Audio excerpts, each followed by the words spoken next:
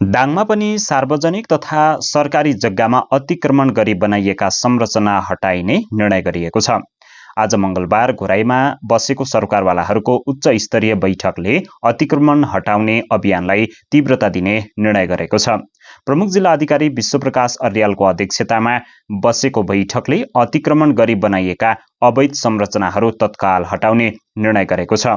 विशेष गरी सडक किनार, सार्वजनिक स्थल, ऐलानी तथा प्रति जग्गामा बनाइएका टहरा तथा अस्थायी संरचना हटाइने जनाइएको छ।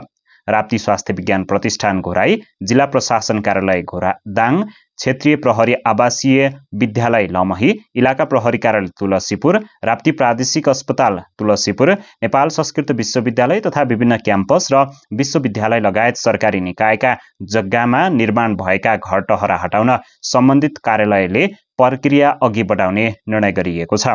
अभियान सञ्चालनका लागि स्थानीय तह, जिल्ला प्रशासन, सुरक्षा निकाय, मालपोत कार्यालय, नापी कार्यालय लगायत सम्बन्धित निकायबीच समन्वय गरिनेछ। साथै नयाँ अतिक्रमण रोक्न कडाई गरिने, अवैध कब्जाको लगत संकलन गर्ने, सूचना प्रकाशन गर्ने र स्थानीय तहले विशेष अभियान सञ्चालन गर्ने निर्णय पनि गरिएको छ।